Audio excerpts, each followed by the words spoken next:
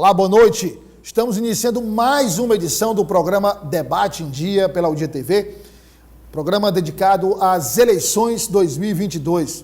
Durante todo o período eleitoral, nós vamos conversar sobre os programas dos candidatos, receber os candidatos no estúdio, ouvir propostas, debater números e atualizar o nosso telespectador sobre o que de mais importante está acontecendo no processo eleitoral, seja no estado do Piauí, o que é prioridade, mas também no cenário nacional. Como você está vendo aí no vídeo, estou recebendo meu amigo João Magalhães, que iniciou o debate do dia, foi o primeiro que dividiu comigo o debate do dia. Nós terminamos a primeira rodada com todos os jornalistas do Sistema O Dia e agora o João está aqui conosco para recomeçar essa rodada. João, boa noite, obrigado pela presença. Douglas Cordeiro, boa noite para você, boa noite a todos. É sempre uma honra estar aqui presente com você. João, eu queria começar a nossa conversa falando dos candidatos a presidente da República. Nós tivemos aí já entrevistas, tivemos debate, já tivemos também os candidatos, por exemplo, os dois principais, Lula e Bolsonaro, concedendo longas entrevistas em canais de YouTube. Enfim, já deu para se ter uma ideia, na sua opinião, porque também a estratégia eleitoral muda muito de acordo com o oponente, com as pesquisas, com a situação, mas de um modo geral, como é que você avalia esse começo de propaganda eleitoral oficialmente, o período eleitoral, com relação aos dois principais candidatos ao Palácio do Planalto? Douglas, é interessante que o novo calendário eleitoral ele alterou as estratégias dos candidatos. Agora a gente tem uma pré-campanha que vem praticamente desde o ano passado. Em janeiro, a gente já sabia que os dois principais pré-candidatos na ocasião a presidente da República já estavam com as suas estratégias na rua. Por um lado, o candidato Lula percorrendo alguns estados, principalmente do Nordeste, né, tentando envolver ali sua militância. Por outro lado, o próprio presidente Jair Bolsonaro também traçando suas estratégias, já colocando em campo. Claro que quem está no governo, quem está ali no exercício do poder, tem como lançar mão de outras estratégias, utilizando, entre aspas, a própria máquina administrativa, principalmente pela questão da economia, isso é natural do jogo político. E agora, com esse calendário eleitoral reduzido oficialmente, porque na prática ele foi mais extenso, agora a gente já entra no ano das eleições, com os candidatos com a pré-campanha em pleno vapor. 45 dias, onde é um espaço de tempo muito curto, principalmente se você levar em consideração o tamanho do Brasil. São dimensões continentais, são mais de 160 milhões de eleitores. Então, normalmente, já que você fez esse recorte dos dois principais candidatos a presidente, normalmente o eleitorado já conhece esses dois, porque são aqueles que têm mais estrutura, são aqueles que já têm, no caso desse ano, uma experiência política muito grande. Lula já foi presidente da República, enfim, é um político conhecido em todo o país. Bolsonaro da mesma forma, porque é o presidente, já está no exercício do poder. Então, de fato, isso modifica as estratégias de cada campanha. E desses 45 dias, que é um prazo curto, a gente já teve aí cerca de 15 dias que se passaram e, como você disse, a gente já teve o início da campanha oficial no rádio e na televisão, os primeiros programas que já foram ao ar. A gente já teve esses tempos de exposição que fazem uma diferença danada, como é o caso da entrevista que foi realizada na semana passada e no último domingo, de fato, o primeiro debate onde os principais candidatos da República, candidatos a presidente da República tiveram ali a oportunidade de se confrontarem, né, pela primeira vez diante do público. Eu diria que agora dá para que cada campanha trace um perfil do lado do candidato Lula. Com certeza ele deve estar, juntamente com a sua equipe, tentando afinar o seu discurso, principalmente para alcançar um eleitorado que hoje eu diria que é o grande desafio do PT, que é o eleitorado evangélico, né?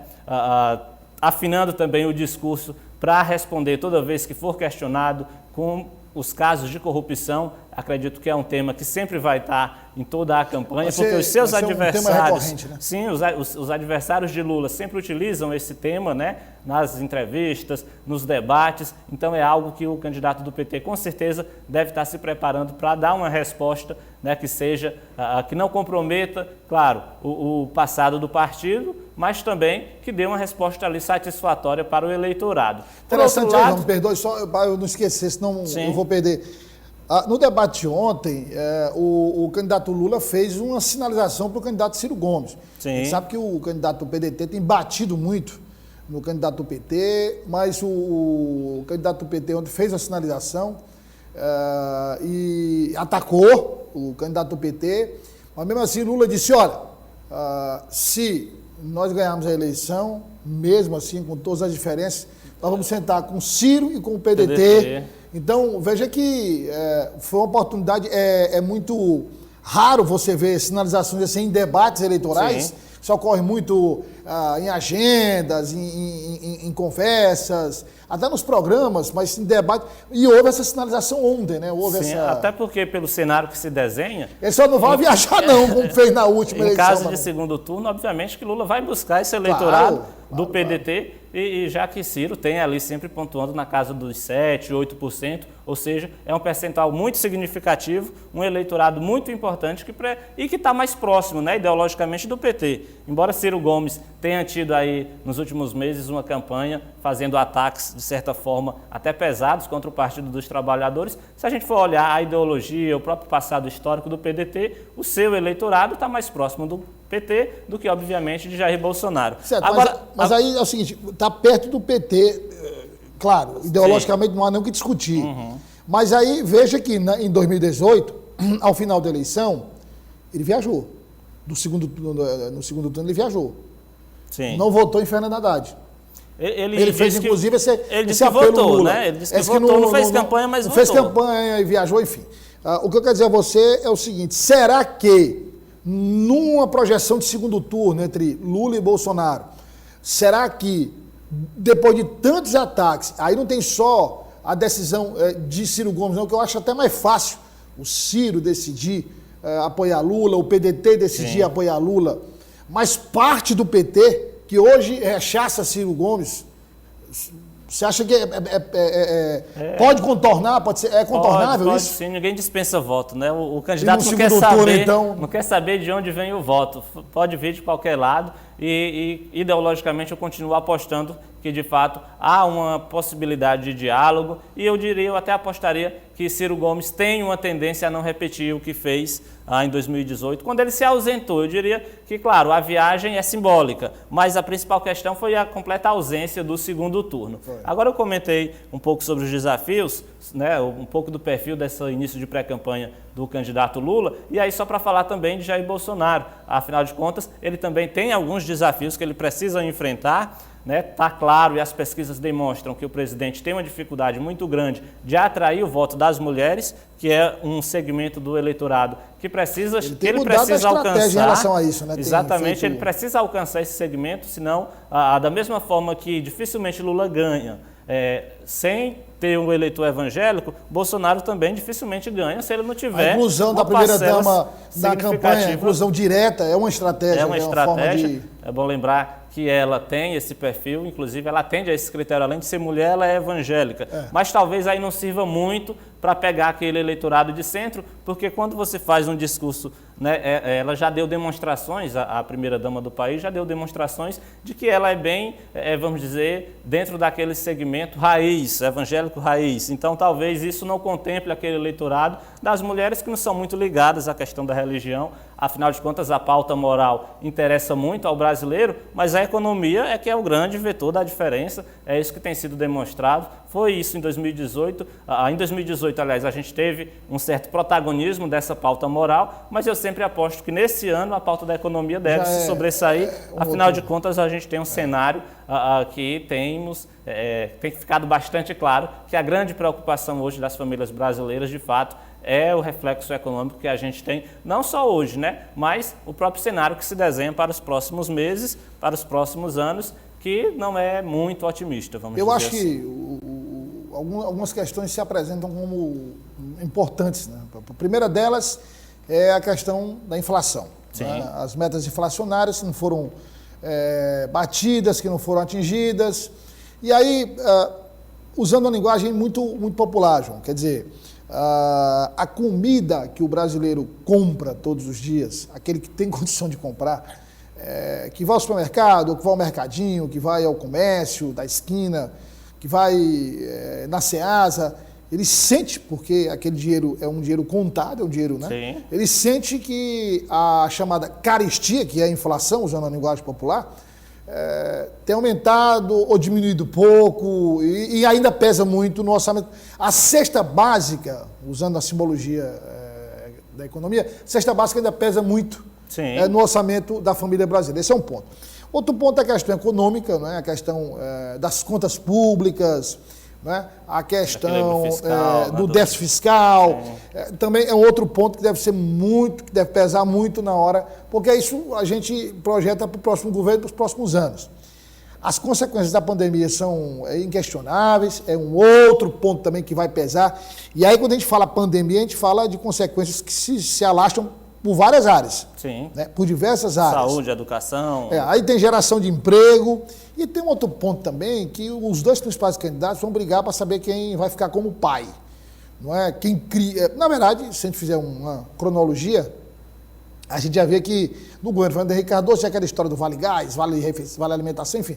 O ex-presidente Lula, quando assumiu, reuniu tudo no Bolsa Família, deu uma turbinada no valor e incluiu milhões de brasileiros. Estendeu para muita gente.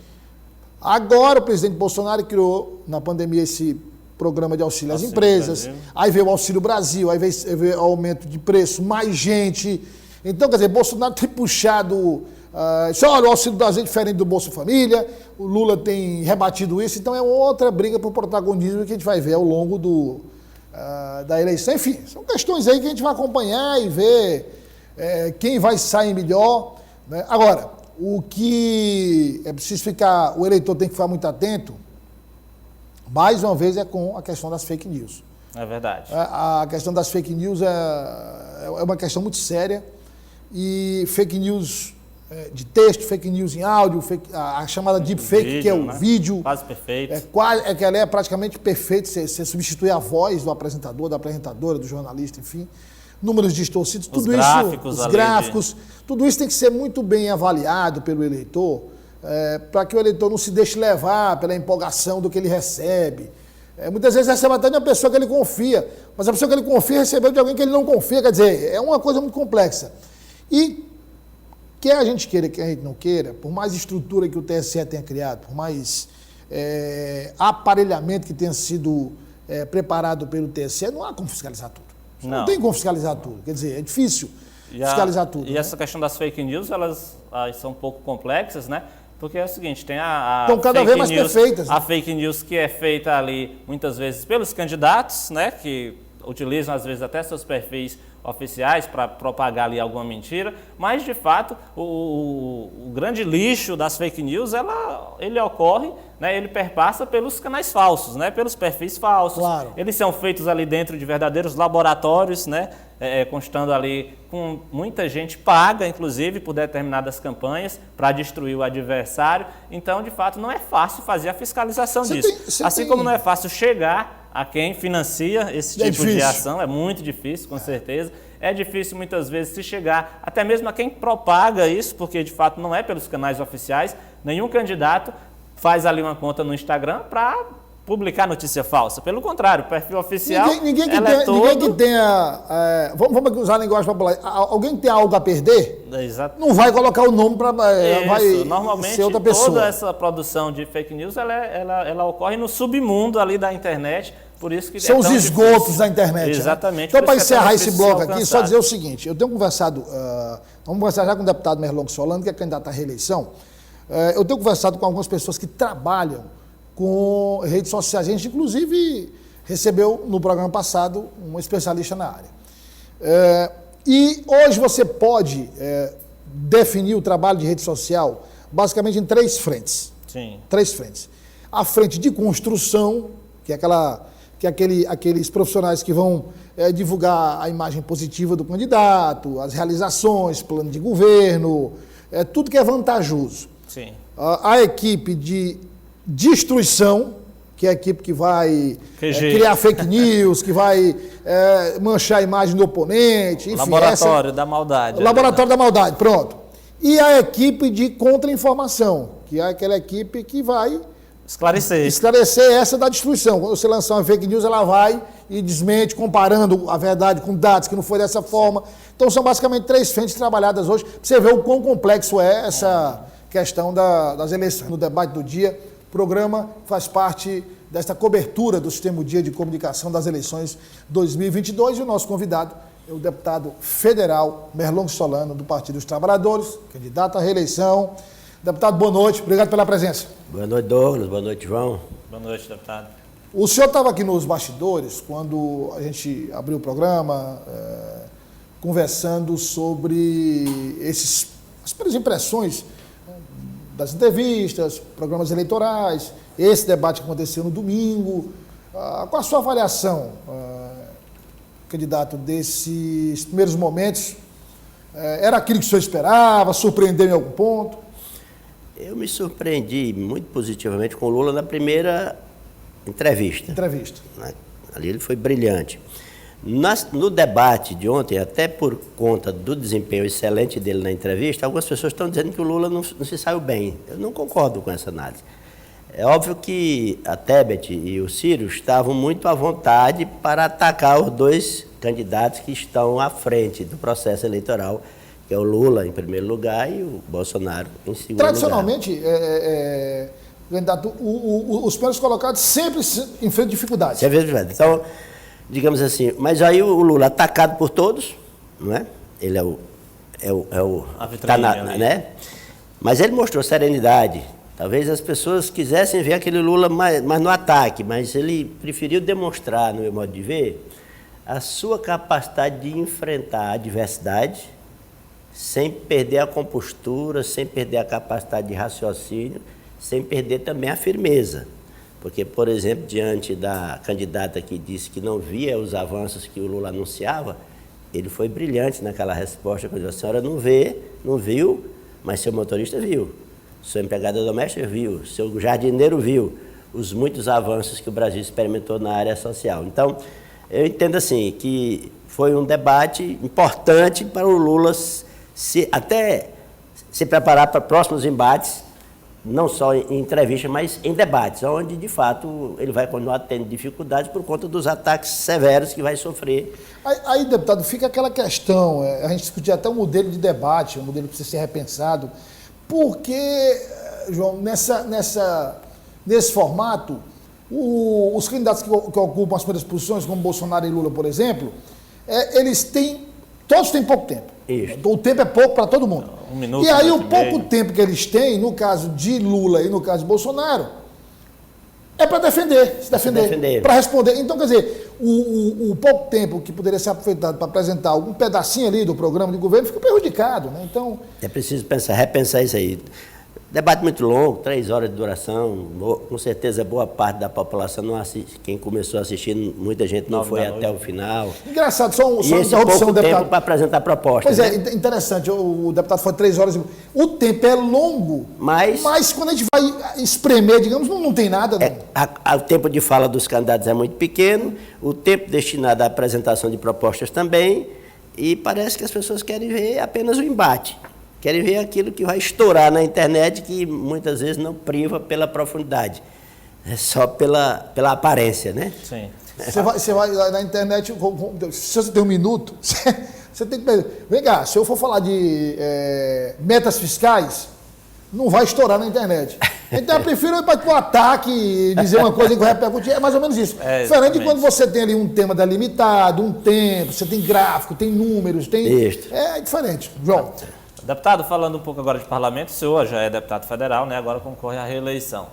Aí eu vou fazer uma afirmação, queria saber se o senhor concorda, enfim, o que é que o senhor pensa sobre isso. Mas se a gente for observar, nos últimos anos, a gente deixou de ter um parlamento, essencialmente ali, para discutir legislação, para atualizar a legislação, para ter um parlamento hoje que, ao que me parece, os deputados são muito mais preocupados com a questão da emenda impositiva, né? Agora a questão de orçamento secreto, enfim, os deputados o parlamento meio que deixou de ser ali a casa das grandes reflexões do ponto de vista da legislação para ser quase que alguém do Poder Executivo, porque a sua grande preocupação passa a ser agradar suas bases eleitorais com recursos para obras, que, claro, é importante, mas o parlamento, de certa forma, o senhor acha que ele perde um pouco da sua essência? Qual é o risco disso? Bom. Como reformular isso?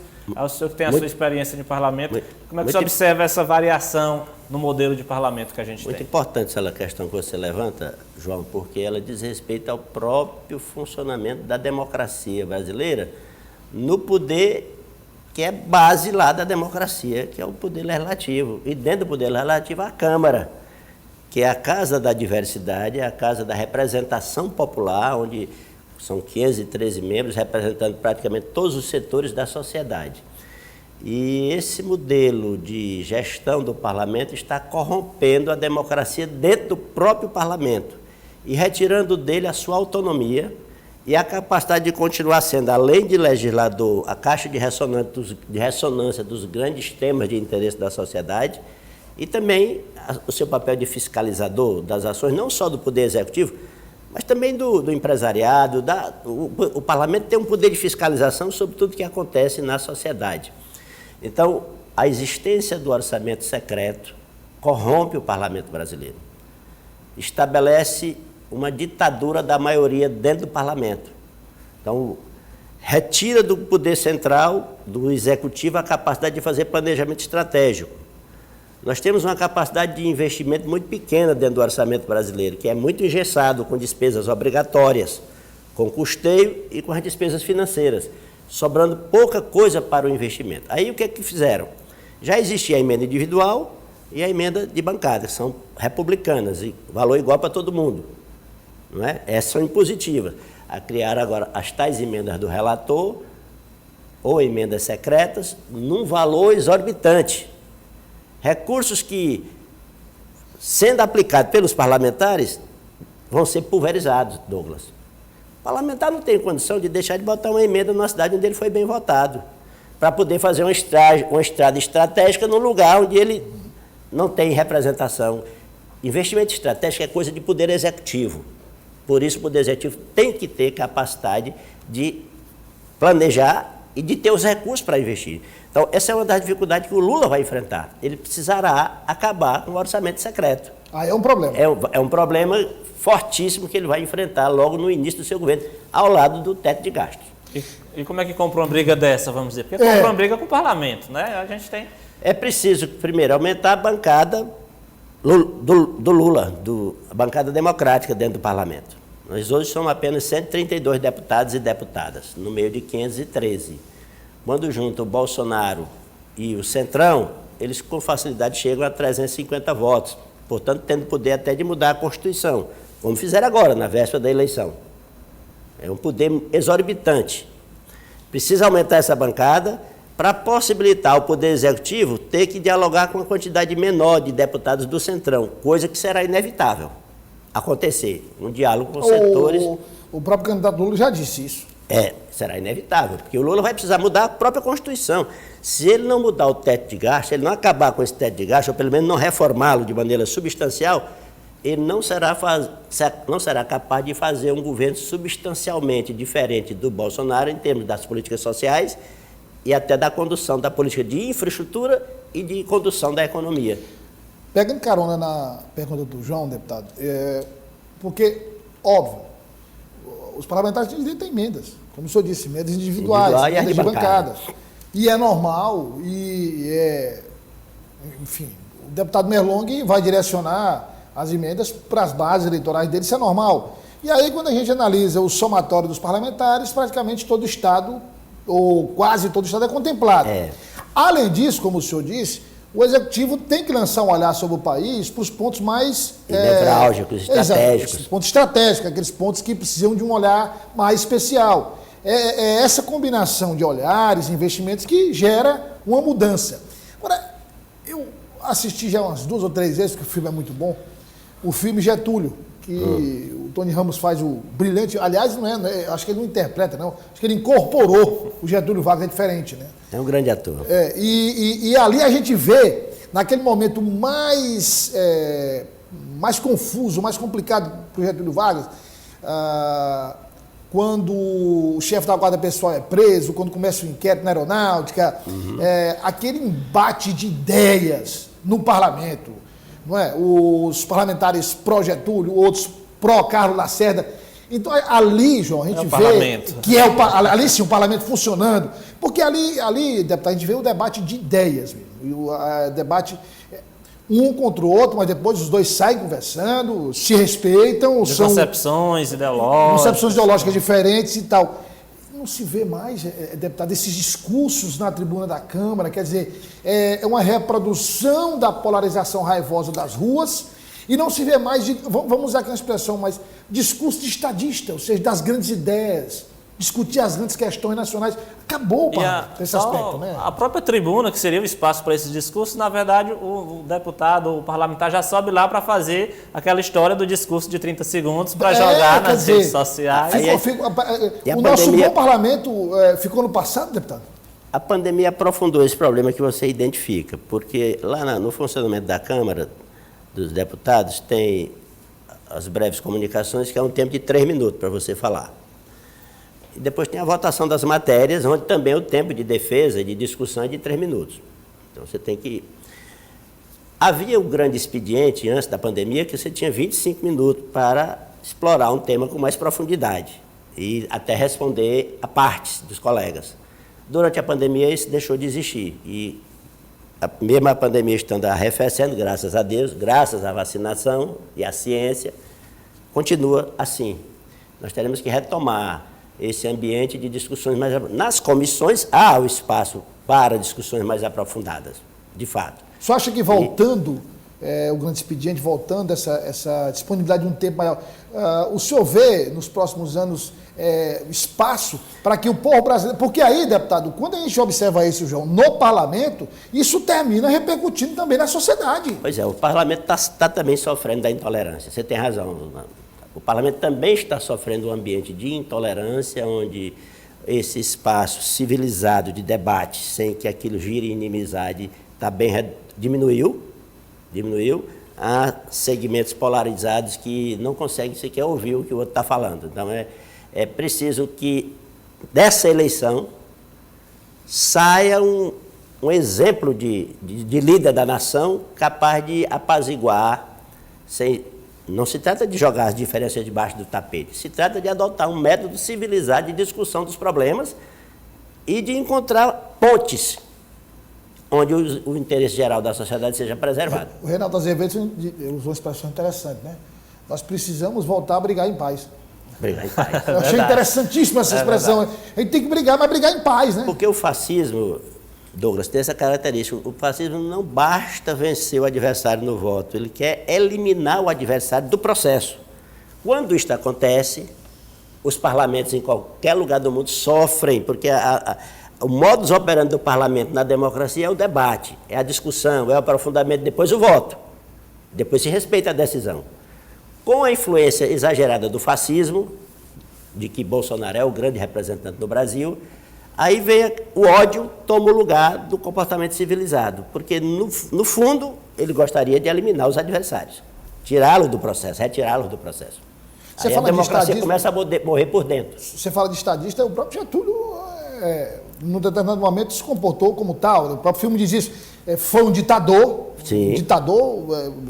Que provocou mortes, e a gente sabe, a era Vargas, a história todo mundo sabe. Usou força. Quando ele foi eleito democraticamente, pelo voto, lhe foi sugerido por diversos aliados tomar medidas mais drásticas. Não, eu já fui um ditador. Se eu sinalizar com isso, eu estou acabado. Vão dizer que eu vou... Então, quer dizer, ele próprio se impôs limite com base na própria história. Então, quer dizer, alguém que foi efetivamente um ditador, no momento em que vivia um ambiente democrático, respeitou as regras do jogo. Né? E foi um ditador, assim, sociologicamente e politicamente diferente do ditador. Não foi um... Ele era um homem modernizante. Ele era fazendeiro, mas pensou e agiu além dos limites dos fazendeiros da sua época, que pensavam o Brasil que poderia continuar como uma grande fazenda. Getúlio enxergou que o Brasil precisava conduzir o seu processo de industrialização através da industrialização. E que a industrialização exigia um outro tipo de cidadão, um outro tipo de operário. Não podia mais continuar tratando o cidadão como se tratava o trabalhador dos cafezais. Era preciso ter educação, era preciso ter um sistema de saúde, um sistema de previdência. Então foi ditador, sim, sem dúvida. mas um ditador modernizante que teve um papel fundamental no processo que fez o Brasil deixar de ser uma grande fazenda para se tornar uma civilização urbano-industrial. De Muammar Gaddafi, nem Saddam Hussein, não é esse naipe aí é outro. E nem um ditador como o Bolsonaro seria, se tivesse força para estabelecer uma ditadura. Agora, entrando na questão local, eu passo para o João. Tivemos, no início dessa semana, a gente está na quarta-feira, tivemos no início dessa semana, a sexta-feira passada, a adesão do pastor Levino de Jesus à candidatura de Silvio Mendes, na segunda-feira, a adesão do deputado Gessivaldo Isaías, que era até então da base do governo. Eu lembro do episódio de 2018, onde ele ficou muito chateado por conta da candidatura do Frank H. Ele teve que apoiar o doutor Pessoa. Como é que o PT avaliou essas últimas adesões, deputado? Não participei de nenhuma reunião, mas eu propriamente assim, fiquei surpreso com essa adesão do pastor Gessivaldo, porque ele sempre foi até tratado como amigo pelo governador Wellington Dias, pela deputada Rejane Dias, não é? Sempre, e teve possibilidades de se eleger com relativa facilidade dentro do nosso arcabouço de alianças. E, bom, eu não sei se foi uma exigência nacional para ele ou se ele tem mesmo relações, está revelando agora suas verdadeiras atitudes em relação a como enxerga o estado do Piauí, mas fiquei surpreso. Cheguei até a ter uma reunião com uma base em que ele foi representado pelo pastor Levino, num dado momento. Claro que agora a coisa muda. Mas aí me perdoe, o senhor falou, ou não sei se agora ele está demonstrando a forma como ele enxerga. Que forma seria essa diferente da que ele teria demonstrado quando aliado ao PT? Bom, talvez ele, na verdade, se sinta mais à vontade de lideranças do estilo do Silvio Mendes, do estilo do Ciro Nogueira, e que estivesse escondendo o seu verdadeiro modo de ser enquanto esteve ao lado de Wellington Dias, que é uma liderança dada ao diálogo, dada ao respeito a todas as pessoas. Bom, ou simplesmente esteja com uma avaliação errada. Às vezes o oportunista dá um pulo errado também, né? Você está avaliando que, bom, eu acho que esse aqui vai ganhar, então eu vou pular para cá. E se foi esse o caso, ele está dando um salto errado. Deputado, já que o Douglas trouxe a discussão para a esfera estadual, como é que o senhor está avaliando também essa questão da própria corrida ao governo do Estado, ao Palácio de Karnak, porque a gente tem, de certa forma, agora uma eleição competitiva. Eu acho que desde 2002, talvez, a gente tenha um grupo na oposição que tenha estrutura, né, política e até mesmo financeira, capital no interior, para chegar nos 224 municípios, o que torna o cenário para essa eleição diferente das outras eleições estaduais, onde normalmente só o governo do Estado, né, o candidato da base do governista, tinha um arco de alianças e estrutura política para alcançar todo o Estado. Como é que o senhor tem observado esses primeiros 10, 15 dias de campanha para o governo do Estado? E o senhor, como candidato a deputado do Partido dos Trabalhadores, tem participado desse processo? Eu entendo que a eleição de 2002 também foi competitiva. O Wellington Dias era apenas um deputado federal e enfrentava um candidato que estava no mandato e de grande respaldo político no Piauí, como o Hugo Napoleão. Mas é que o sistema de poder vigente estava tão desorganizado com aquela questão do afastamento do Monsanto e depois com a mudança de atitude do ex-prefeito Silvio Mendes, o Firmino, que ele criou um quadro político inesperado que o Wellington aproveitou com muita sabedoria. Agora, a leitura do cenário ali foi importantíssima. Foi importantíssima, que teve a participação de outras pessoas. Agora, de fato, você tem razão, depois de 2006, o Wellington já estava bem organizado, 2010 também, 2014, 2018. Agora não, é de fato uma eleição bastante concorrida, há um grupo político expressivo se colocando como exposição, sob a liderança de um político que tem muito poder no Brasil, muita representação no Piauí, que é o Ciro Nogueira. De fato, é uma eleição competitiva. Eu vejo isto para dizer assim, a eleição é uma eleição concorrida, mas o que eu percebo é que continuam intactas as enormes capacidades de transferência de voto que já demonstraram inúmeras vezes no Piauí o Wellington Dias e Lula. Quando os institutos perguntam isoladamente Silvio contra Rafael, se percebe um equilíbrio com o Silvio um pouco na frente. Quando os institutos perguntam Silvio ao lado de Ciro Nogueira, ele cai. O Rafael, ao lado de Wellington Dias e Lula, ele sobe expressivamente e ultrapassa com boa vantagem o Silvio Mendes. A campanha está muito bem organizada. Nisso aí também, Rafael e nossos companheiros que estão na coordenação da campanha estão demonstrando uma enorme capacidade de organização. A nossa avaliação é que hoje nós estamos à frente em cerca de 214 municípios do Piauí. Então, também não há qualquer realidade nessa conta de que Silvio Mendes poderia ganhar a eleição por mais de 100 mil votos em Teresina. Não há, isso aí é a projeção de um desejo e uma estratégia para tentar vender a imagem de vitória para o interior. Mas não há respaldo. Se você pega os resultados das eleições de 2010 para cá, ninguém ganhou por 100 mil votos. Quem teve a maior maioria foi o Wellington Dias, em 2014, ganhou a eleição por 60 mil votos em Teresina. Mas aí nesse cenário, deputado, entrando, Silvio Mendes ocupou diversos cargos, 2 vezes prefeito de Teresina, no segundo mandato com aprovação altíssima, o que é natural ser com aprovação mais baixa. Um mandatário atual que é um desastre administrativo com o doutor Pessoa.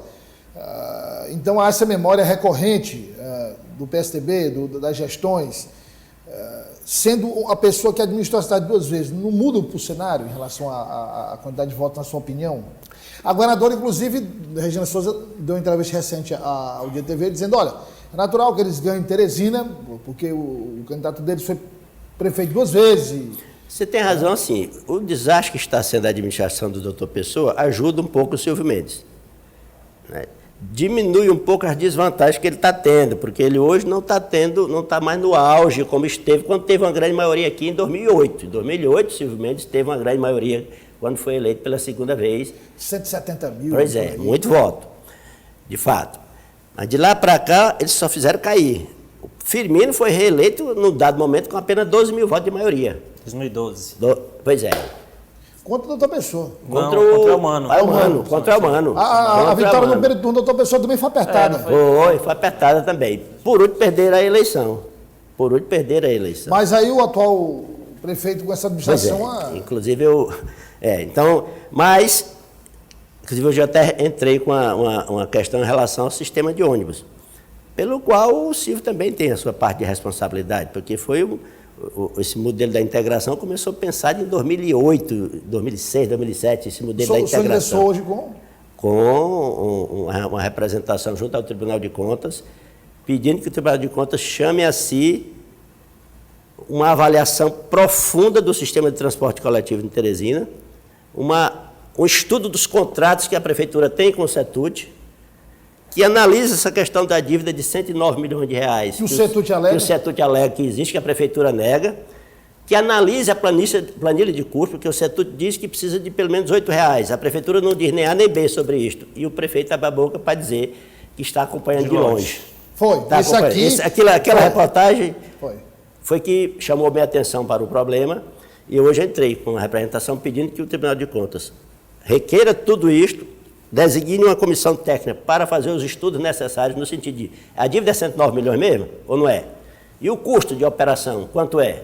De quanto subsídio, porque eu acho que o sistema precisa ser subsidiado, a nossa população está tão empobrecida que ela não tem condição de pagar uma passagem muito superior a R$4.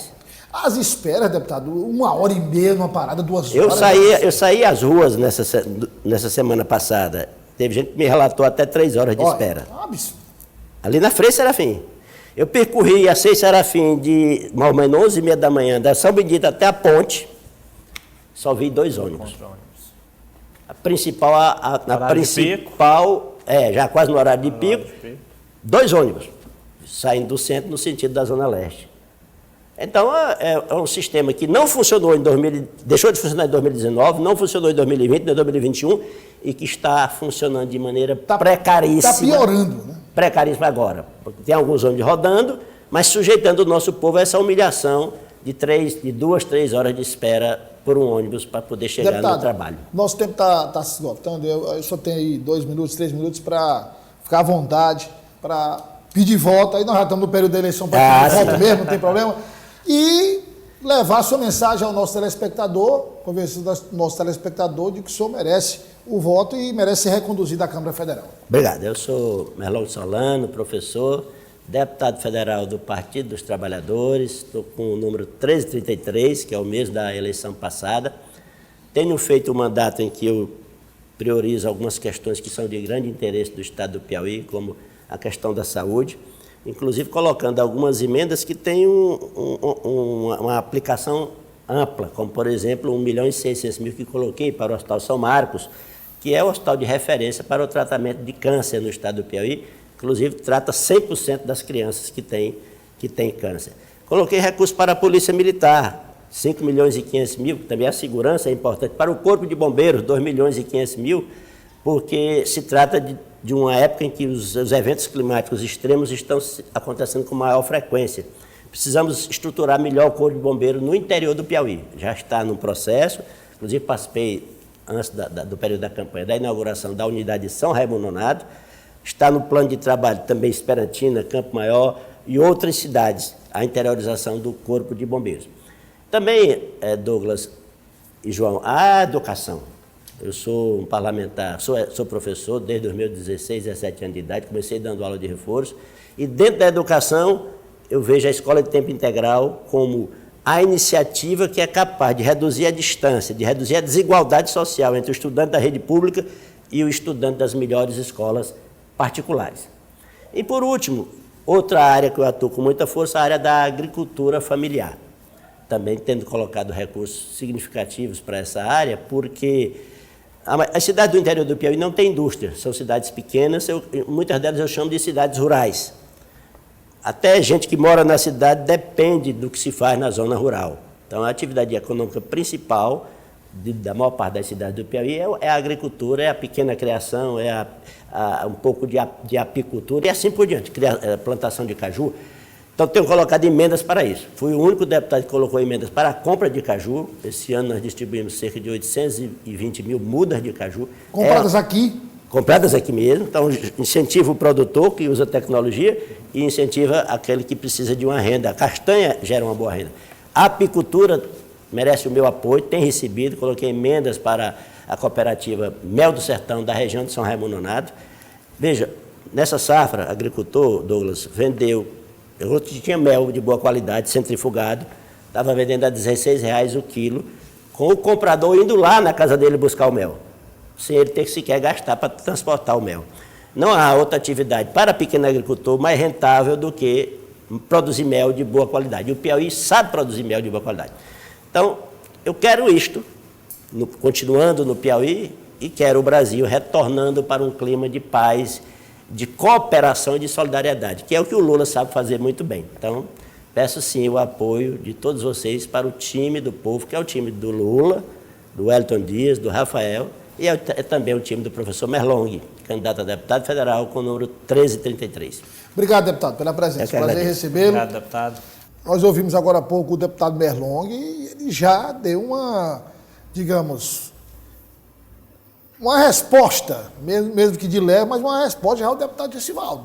Sim. Quer dizer, essa adesão não vai ficar barata não, né, João? Falou em oportunismo, né? Que é algo que, de fato, o deputado Merlong deixou bem claro aqui que na avaliação dele pode ter outros motivos, mas pareceu, segundo ele, certa questão de oportunismo, dando a entender que o Partido dos Trabalhadores, inclusive ressaltou o passado de alianças do pastor Gessivaldo Isaías com Wellington Dias, com Rejane Dias, e agora em pleno período de campanha eleitoral, mudando assim de lado, mudando de time, né, de grupo político. Então, é algo que deve repercutir, até porque essas adesões, eu acredito que elas ainda vão ocorrer até a eleição de todos os lados, dos dois lados. Assim como gente que é aquela história, gente que é do Progressistas deve aderir à campanha de Rafael, é natural também que líderes políticos, até hoje ligados ao grupo da base do governo, também façam o caminho contrário, faz parte do jogo político e é muito comum quando a eleição está equilibrada, como essa que a gente tem hoje aqui no Piauí.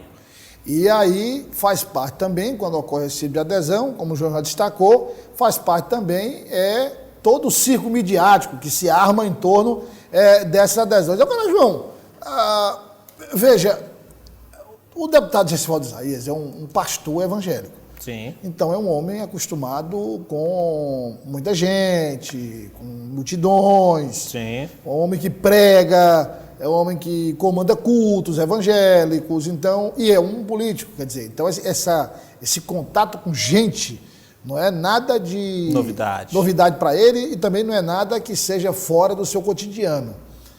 Ora, eu tenho notado que quando o deputado vai falar para a imprensa, não é sobre o cenário ou sobre A e B, é sobre ele próprio.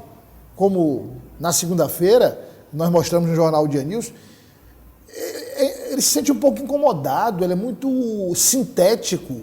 Porque quando você passa várias eleições na base, por exemplo, de Rafael Fonteles, de Wellington Dias, não é? De Regina Souza, ou seja, na base governista, e ele começou criando aquele suspense.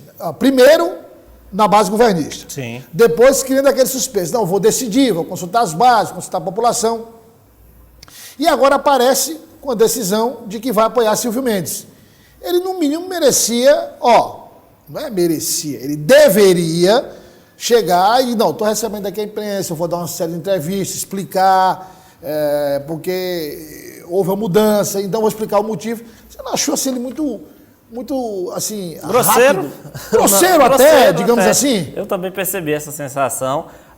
E, na verdade, o deputado Gessivaldo Isaías, se a gente, assim, acompanhando, né, claro, toda a atuação dele, todo o trabalho dele na Assembleia Legislativa, ele, de fato, é um deputado de segmento, né? Ele sempre atua ali dentro do segmento religioso, propondo projetos, propostas, projetos de lei, sempre nesse sentido, claro, para uma atuação atrelada à sua principal base de apoio. Isso não é nenhuma novidade, mas, de fato, eu também senti essa característica dele ao tratar, né? Era bom lembrar que ali era um evento de adesão, ou seja, você está chegando, você não está chegando para uma festa, você é o motivo da festa. E aí, de fato, deixou transparecer essa imagem de um certo incômodo, né? Como se estivesse ali contra a vontade pessoal. E aí, é difícil imaginar que um político de tal envergadura, deputado estadual bastante experiente, tenha que tomar uma decisão dessa sem querer, né? Sem motivo. Tanto é que em 2018, quando ele teve que apoiar o doutor Pessoa, ele disse que estava indo por uma conjuntura específica, que era Frank Aguiar. Sim. Ele explicou detalhadamente. Sim. O que não aconteceu agora.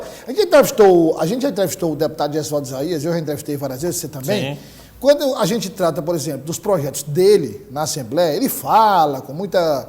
pedagógico, né? É pedagógico, diz todos os detalhes e tal. Agora, o político, ele não pode simplesmente dizer, olha, eu vou me abrir aqui, eu vou falar quando é do meu interesse. Não, uma mudança dessa ele tinha que falar, ele não tinha que ficar, digamos, incomodado, porque a pergunta era, qual o motivo da sua mudança? Não, tinha que falar. Então, eu acho, Fábio Servo, por exemplo, parou, falou, e eu tenho certeza, se você convida o jornalista Fábio Servo, jornalista empresário, para uma entrevista, ele vai. Com certeza. E diz por quê, diz o motivo. Fala todos os assuntos. Fala todos os assuntos. Agora, para encerrar aqui, João, o Renato está mandando terminar, que o tempo está esgotado rapidamente. Jesse Lima, o que é que você aposta no... Porque eu falo Jesse Lima por conta do apoio de Fábio Servo, que não é mais candidato a senador, e agora apoia Joel Rodrigues. Eu diria que nem só Jesse Lima, mas uma tendência natural é de que a terceira via no Piauí, ela fique e siga enfraquecida. E aí é interessante, porque a gente tem, à medida em que a gente tem uma terceira via enfraquecida do ponto de vista local, a gente caminha para uma grande possibilidade de uma eleição ser resolvida em primeiro turno, independentemente de quem vence a eleição. Se a eleição está polarizada entre dois grupos grandes, fortes, e eles estão ali num patamar bem acima dos demais, há uma possibilidade real dessa terceira via enfraquecer e aí qualquer diferença lá no andar de cima resolva a eleição no primeiro turno. A candidata Jesse Lima, ela tem enfrentado alguns percalços muito grandes na sua campanha. Tem o pedido de impugnação da candidatura dela pelo ex-tesoureiro da sigla do PSC, tem o pedido de impugnação do PMN, por conta daquele conflito que ela sempre teve com Ravena Castro, e agora é bom lembrar que Fábio Servo era um dos pilares da sua campanha ao governo, porque ela, candidata ao governo, Fábio Servo, candidato ao Senado. Quando você faz uma campanha assim dobradinha, é claro que todo mundo sai fortalecido. À medida em que Fábio Servo se ausenta do processo, ela fica mais enfraquecida. Isso é claro, fica nítido e é algo que a gente deve acompanhar aí nessas próximas semanas. Obrigado, João, pela participação. Prazer recebê-lo mais uma vez. Eu que agradeço e estou sempre à disposição. E a você que nos acompanhou, muito obrigado pela audiência. Foi um prazer saber que você está aí do outro lado, nos acompanhando nessa noite de quarta-feira. Convidando você para nos encontrarmos amanhã a 1h25, logo após a propaganda eleitoral, com o jornal O Dia News, até às 3h30 da tarde. E continue acompanhando a cobertura do sistema O Dia de Comunicação. Cobertura pela O Dia TV, pela FM O Dia, pelo Portal Dia e também pelo Jornal O Dia. A maior cobertura, você sabe, é aqui. Sistema O Dia de Comunicação na cobertura das eleições 2022. Boa noite e a todos, até a próxima.